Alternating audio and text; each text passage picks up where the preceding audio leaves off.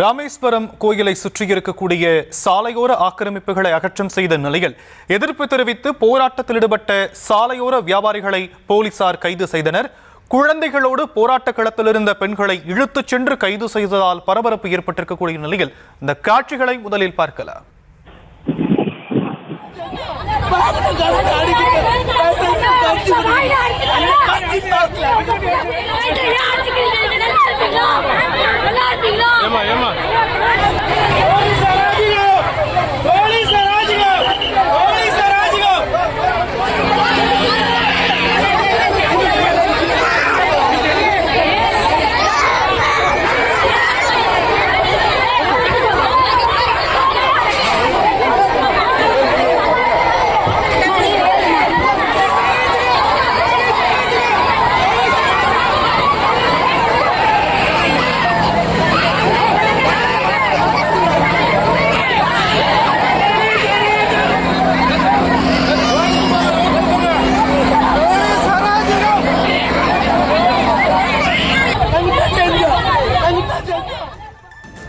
இது பற்றிய மேலும் விவரங்களை நம்முடைய செய்தியாளர் புபேஷ் சந்திரன் வழங்க நாம் கேட்கலாம். புபேஷ் சந்திரன், விவரங்கள்.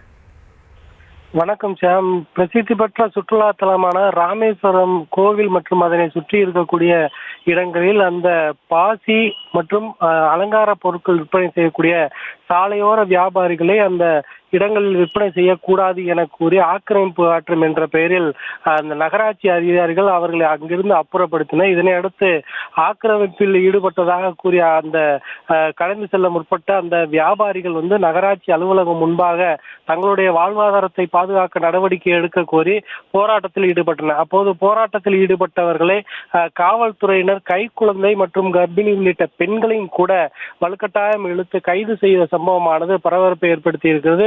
ஏற்கனவே ராமநாதபுரம் நகராட்சி, ராமேஸ்வரம் உள்ளிட்ட பல்வேறு பகுதிகளிலும் மாவட்ட நிர்வாகத்தின் உத்தரவின் பேரில் இந்த ஆக்கிரமிப்பு அகற்றம் என்பது எடுக்கப்பட்டு வருகிறது. குறிப்பாக ராமநாதபுரம் மைய பேருந்து நிலையமாக இருக்கக்கூடிய ராமநாதபுரம் கலைஞர் நூற்றாண்டு பேருந்து நிலைய கடை வளாகம் முழுவதுமே ஆக்கிரமிக்கப்பட்டிருக்கக்கூடிய சூழல்ல அவர்கள் செல்வாக்கு படைத்தவர்கள் என்பதற்காக அவர்களை அப்புறப்படுத்தவில்லை என்றும் சாலையோரத்தில் 100-200 ரூபாய்க்கு விற்பனை செய்யக்கூடிய இந்த சாலையோர வியாபாரிகளை அப்புறப்படுத்துவதாக தொடர்ச்சியாக கண்டனங்கள் இருந்து வரக்கூடிய சூழல்ல இந்த நடைபாதை ஆக்கிரமிப்பு அகற்றுவதில் கூட நகராட்சி மற்றும் மாவட்ட நிர்வாகம் பாரபட்சம் காட்டுவதாகவும் உடனடியாக தங்களுடைய வாழ்வாதாரத்தை பாதுகாப்பதற்கு உரிய நடவடிக்கை எடுக்க வேண்டும் என கத்தி கதறிய சம்பவமானது பரபரப்பை ஏற்படுத்தியது. சாம்.